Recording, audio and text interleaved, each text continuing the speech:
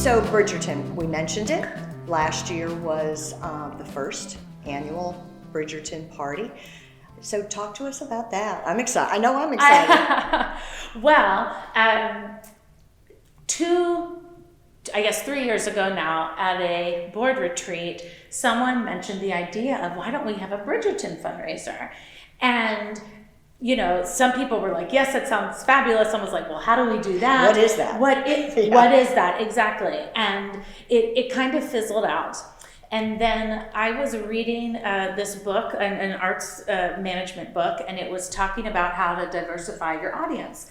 And the very first sentence, or very first paragraph, was about Bridgerton and why it was so successful. Well, it was so successful because it took people from all different backgrounds and ethnicities and put them into this ideal world where everybody's a queen, where everybody's a king, where everyone's on the royal court, and it's all beautiful and well, not all beautiful, it's dramatic, right? Yeah. But and because of that, people saw themselves in that show.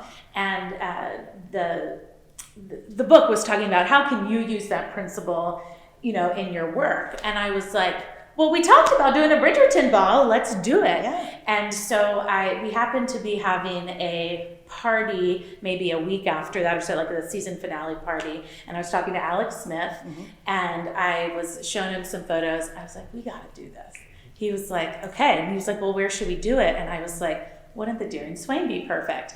And he was like, yes, well, do you know? And I think we had tried to do an event maybe the year before or something. A meeting, I think. A meeting, yeah. And it didn't work out on our end, but you had said, if you're still interested, call us back. And then I met with Ian to try to get some more details. He was like, okay, well, let's reach out to Carrie. And at that time, we didn't really know each other. And anyway, immediately you responded, and I was like, okay, we're doing it. Yeah. If Carrie said yes, we have the space. I was so excited. I was like, oh my gosh, this house is perfect for that. Perfect. And I really, this house did not get a lot of it. Well, I can't say it didn't get attention. Everybody knew it was here, but it wasn't shared, I guess. Yeah. And so one of the things that I always say is that, yes, I own this house, but this belongs to the city of Tuscaloosa. It needs to be shared, and everybody needs to, come and see it and be part of it and all the things. So I think it really does make the house happy to have all that, because it's been so sad for so long. Right. So to have all that going on, and you guys knocked it out of the park. I mean, this house has never looked better. Oh my gosh, it was thanks gorgeous. And Ian and the whole team. Yes. I mean, you guys transformed what we use as an office every day. Yeah, I mean, I will never forget. So the party starts with a cocktail hour, and then at 7 we have the royal announcements. And during the cocktail hour, I was running around trying to make sure everything was. It was raining. It was like, you gotta be hadn't had rain in 3 months, and it rained then. Right, that night, yes. But it made it look kind of mystical, outside, and I didn't joined the party until right before we were moving people to the front steps for the announcements, and I went through the back to the patio. I still get goosebumps when I think of that moment, because I didn't even know how many people were here. Did people dress up? And I opened the door on the patio, and the beautiful lights, and everybody was dressed up. It was beautiful. It was, I literally have goosebumps right now.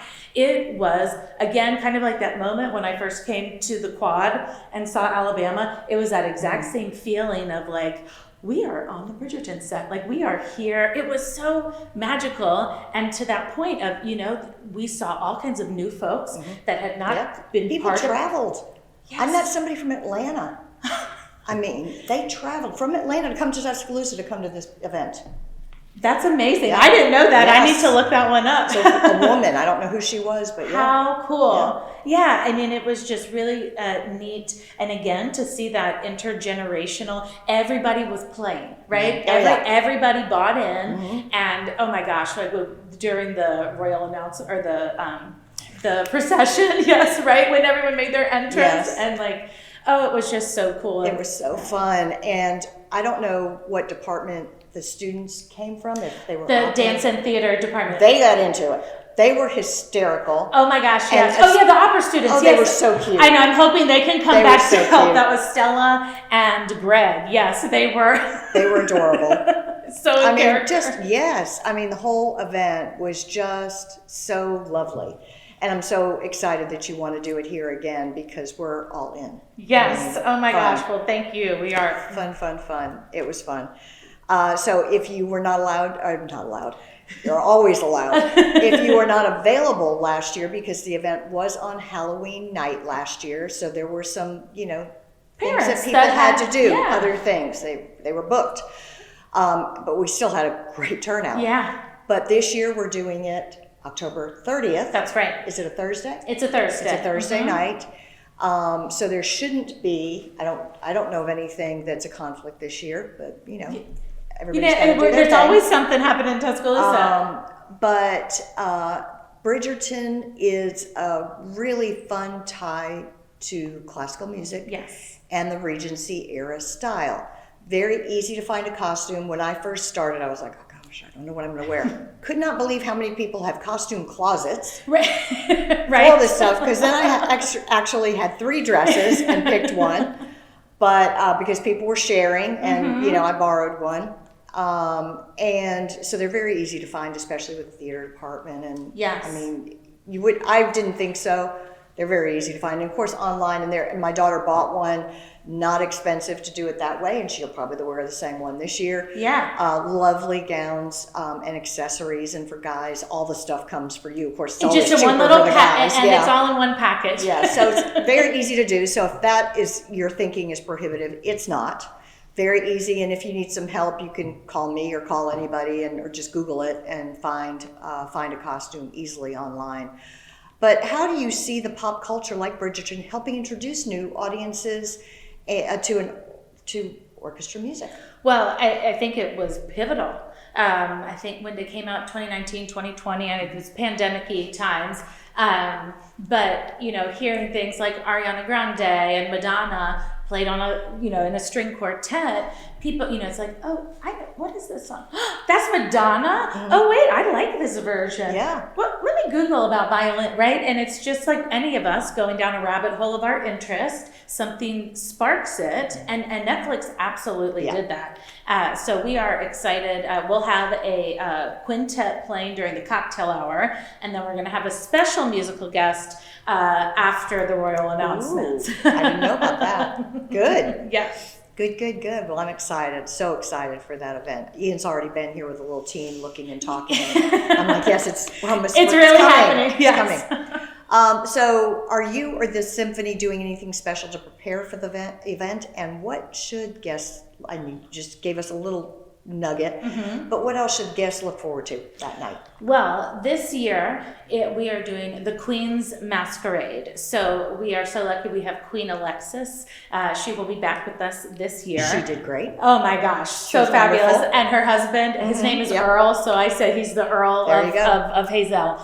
They're lovely. And the masquerade, so you need to get a mask. Now, I'm telling everyone who came last year, wear your same dress, wear your same outfit from last year, spruce it up with your mask with some accessories so you don't have to, make another purchase again. But like you said, it really is so doable. My gown, I mean, it looked handmade. It was from Amazon. It was like $50. I loved my gown last year. I loved it. I loved my gown. Just to wear this around the house a few times. I did. So with that, we will have a mask contest, and there'll be some prizes. And a costume contest. We're going to have a silent auction, and those are going to be mostly experiential things. Last year, we were, and we'll do this again, we'll auction off the opportunity to conduct the TSO at the holiday concert, so get to do a song if you win that one. And Paul Hoteling won it last year, and really, he I was at that concert. I saw him. He did a great job. You didn't know that he just won it. You thought that he was supposed to be there. Doing it. Yeah. And Ian Ian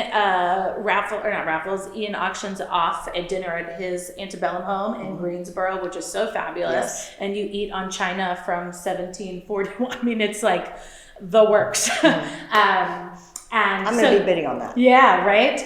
have your own little private party. And so those are two we know are coming back, but we're procuring some new things. We want to beef that up just to, have some more partnerships, get some more folks involved that way. What else? Well, we're going to have a special musical guest. So we have some post-royal proclamation entertainment. So I'm kind of envisioning, in Hocus Pocus, the kids sneak into the parents' party and they're all in costume, doing like hits and oldies. So it's going to be something like that. So again, bridging the, old-fashioned, the Regency era with pop culture. And so I think that'll be a fun extra this year to get people excited. Well, there are lots and lots of Mardi Gras clubs in Tuscaloosa, so finding a mask should not be a problem at all because we all have several masks for that. But if you did miss it last year, come this year because you did miss something. It's fabulous. It's not like any party I've been to ever before. So much fun, and please do not think that the costume or anything, it would prohibit you from attending. It was much easier than I thought. I thought I was going to have a problem. And like I said, I had extra costumes laying around here. And I just picked one because once the word was out, hey, I'm looking for a costume, I got lots. So it's easy to do. Yeah, put the word out. That's right. And again, if you want to buy one, they're not expensive and they're lovely. My daughter's, I think, was less than $50, and another agent in here got one for $30, and they all look the same. It's not like one looked cheap and one looked great. There are. I was telling you, I couldn't sleep the other night, so I was looking for my costume, and they have these for ladies on Amazon, $29.99, and it's a simple, just empire waist dress. But you could get that, put on a fancy necklace, and it becomes your own thing. Do your hair, and I mean that's you would spend much more than that at a dress for real life. It's fun getting ready. It's fun, and it's great to see everybody. I mean, it was and I feel like these days, at least for me, I don't remember. Well, I guess I did live in New Orleans, so I dressed up a few times then, but people don't really dress up after a certain age, right? For Halloween, so it's fun to throw caution to the wind and put a little whimsy in your life. And, this house, the backdrop, and then our history with the Deering Swain. So TSO's first, the guilds, our volunteers, their first fundraiser was here. And it was written about in the papers and how there were, people, they said there were 600 people. Circle. It's a complete circle. People. Oh, how fun. And so, I can just kind of envision that. And what year was that? I want to say that was 1988, maybe. That's great. Yeah, perfect. It's really cool. So it's a cool full circle moment. That is wonderful. So, what's your vision for the symphony in the next 5-10 years? You've been pretty hitting it. I mean, I don't know what else there is, but let's hear it. We're gonna find it. I would really, like we were talking about earlier, I want to see TSO being a household name. We're making major progress, and that's exciting, but we still got our work cut out for us, and that's why these community events and partnerships are so important. So that, and with that, is that music is just something we do here. Just like everybody knows, in the fall and Saturdays we watch football. Now I know I'm dreaming big, right, to say that we're as beloved as Alabama football, but I want it to be just a daily, like we do music on Mondays here in Tuscaloosa. Yes, of course I'm going to the symphony. What row are you sitting on? That it's just a secondhand nature, and we're getting there, but that's, to me, that really bringing more people in. Well, I think one of the goals as human beings is to be interesting and well-rounded and have lots of interests and not be singular in any way. That's right. So if you're looking for a way to be more interesting and, and just more, learn something new. That's right. And, give it a try. And if it's not for you, it's not for you. But I can't imagine that. I bet it will be. All right, so how can the Tuscaloosa community continue to support the symphony and keep classical music alive and thriving here? The best way is to buy a ticket. Start with buying one ticket or take us up on one of our packages. We do a lot of discounts if you want to do a flex package. We also have season ticket holders.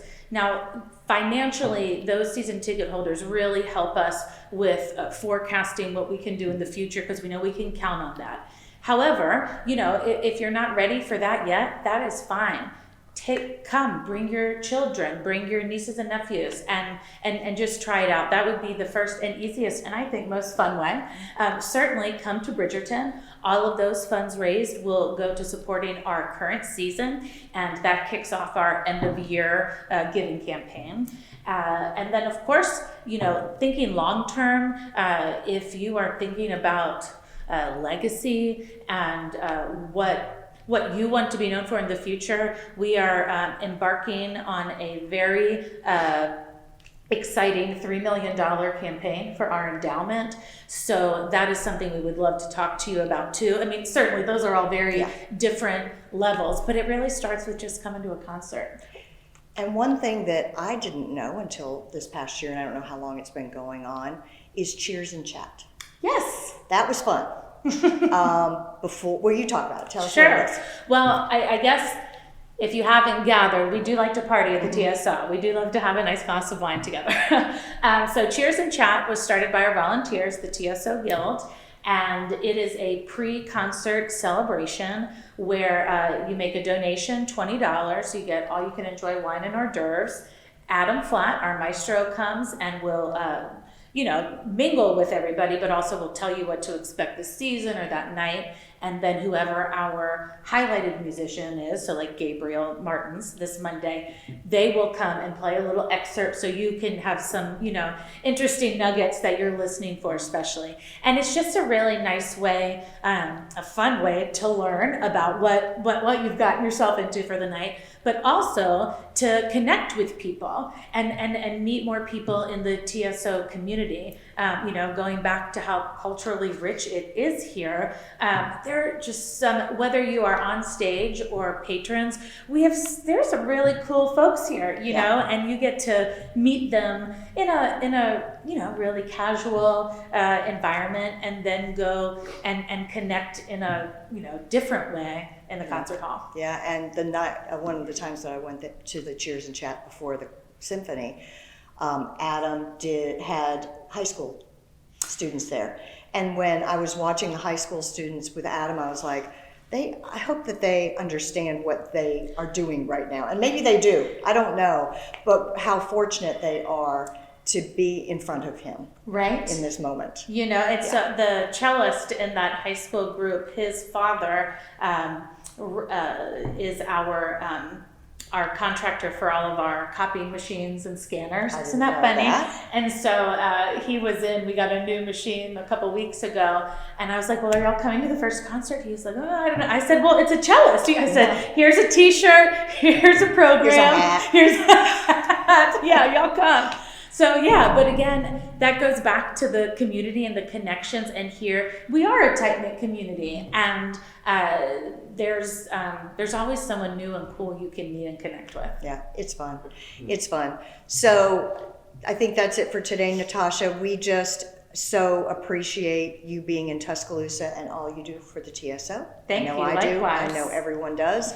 And if you are able to make Monday for Ignite, Monday the 22nd of September, 7 o'clock. I think there are still a few tickets available, so you can come and buy them at the door. Mm-hmm. If you get there early, you can pay an extra $20 and head on back to Cheers and Chat for an hour or so.